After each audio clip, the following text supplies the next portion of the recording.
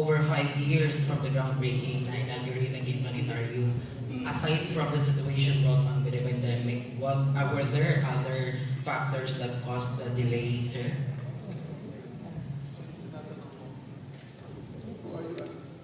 I can start it, and Secretary can maybe continue, and hopefully Attorney Neil, because Attorney Neil was actually leading the group of DOST and the provincial government. Well, for one, aside from the pandemic, there were we experienced challenges from DENR. Earlier, as mentioned by Lucero, it took us actually a couple of months just to be able to negotiate with the DENR on what we will be doing with the mangroves that will be affected by the project. Kaya dati kasi daming bakaw, daming mangrove. So bottom line, it took us, it was paperwork. So they communicated, we communicated. It's not if we texted because it's official document. So we wrote them a letter. They answered to us through a letter. And bottom line was, they allowed us to transfer some of the mangroves, but asked us to plant how many mangrove trees? 1,500 trees plus a nursery. We had to establish a nursery. So those were those were one of those challenges.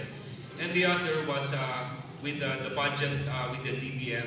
Because of the challenges of pandemic, not only the UST, not only PAGASA, but most of the national offices took time to disperse the funds, in their offices. So there was a challenge during the budget hearing. If those budgets that were budgeted during 2020, 2019, 2021 will still be used sa 2024, 2025. So it took DBM a lot of time to study it. Until during the budget hearing, DBM approved, together with the Commission on Audit, that the remaining funds that was not dispersed, itong walang magasto, will be used to finish the planetarium. And maybe, Attorney Pacana, napakitugang sir, kanina mo may lucky yun.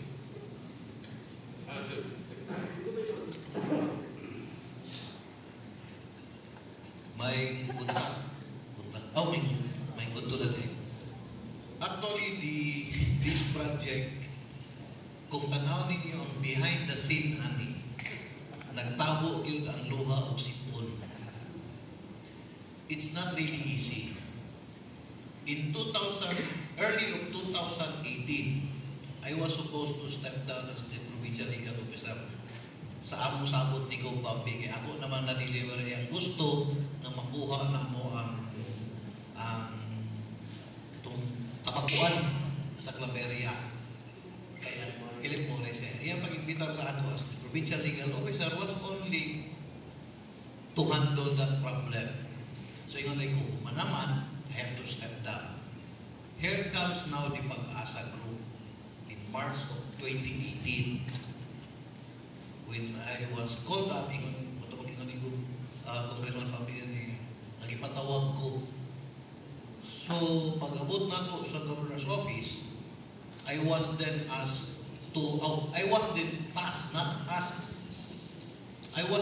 tasked immediately to handle the situation. What's the problem? In general, Sir Lucero was not yet the director at that time. Supervisor ng siguro, then si Ma'am Ann was the famous weather forecaster. They told me that they have already several requests to the DENR which were torn down. All had been torn down by reason that you cannot establish any building or structure over the mangrove areas because that is protected areas. So, wala tayong mahirap din eh. So, ingon si Gubambi, try to facilitate and handle the situation. It's up to you. So I made a committee which I called as Planetarium only of my staff. And the director of my legal staff at that time was Stephanie Bernesa. She was my until now, she is my legal aid director. Nagpadala sila yung communication. All DENR personnel heads, including the regional director. And sometime in May of 2018, all the division chiefs went to Capitol except the regional director, Regional Adornado siguro, at the time.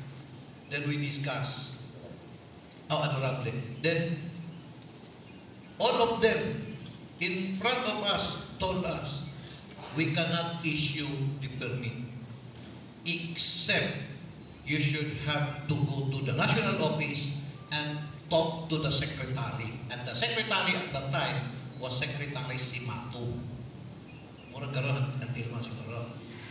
So, I informed GoPampi at that time, who is the governor, this is the problem. The DENR already locked down their doors towards Pag-asa. So, I fly to Manila, talk to the secretary.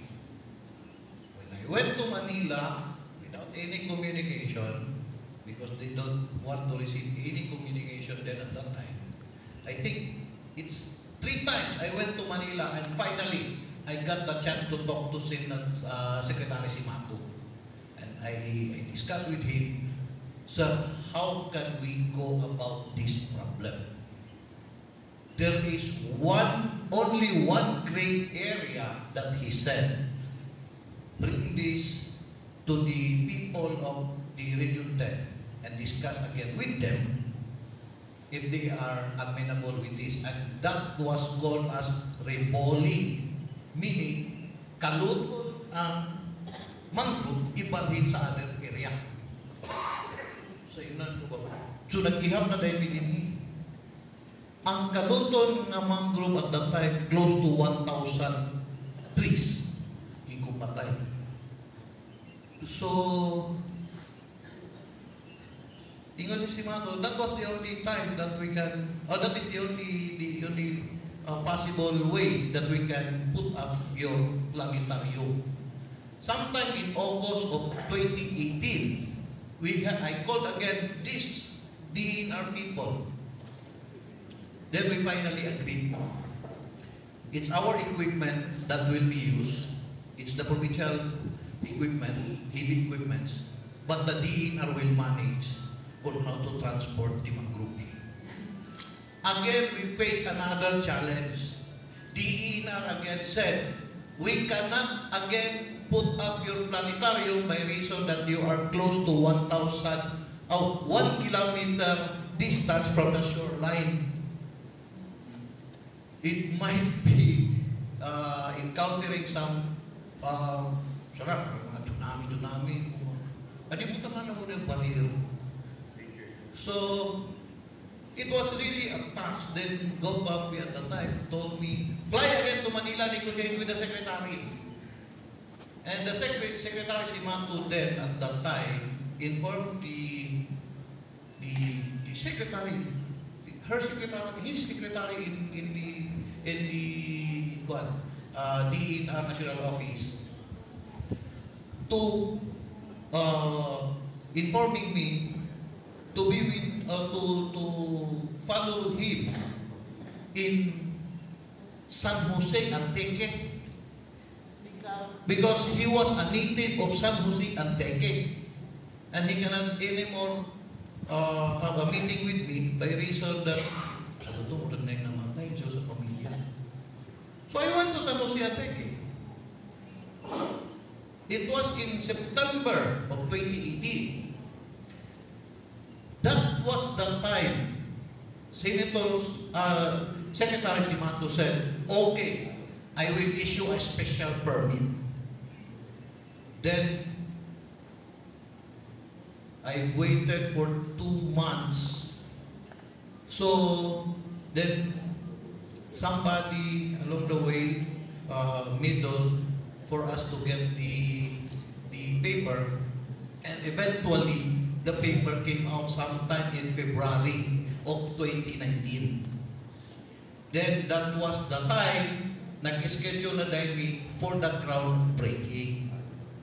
So, before the groundbreaking came out, I always talk to Governor Bambi at that time. Nanong ako may mong isuko ni tao nani, hanaw ko pa sa ni mangrove. This is not a land area problem. This is an environmental problem. It should have to be the ENRO or the planning officer who should work on it. Yeah. Ay na, ikaw na. So, wala mo na ibong daltans. Dalatanan, the same with Governor Peter now.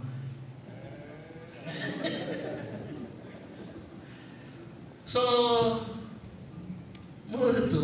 when the special care permit was issued, to tell you, murami nag-jubilation, ako, Ma'am Ann Portich, Sir Lucero, nakapatoy mga contractual.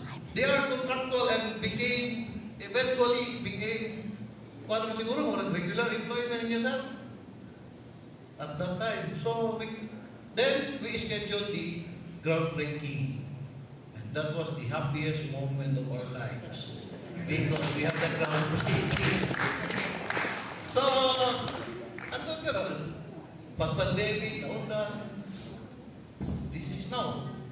The reality, kung gari ko, kung sakto to yun ni Secretary Surito,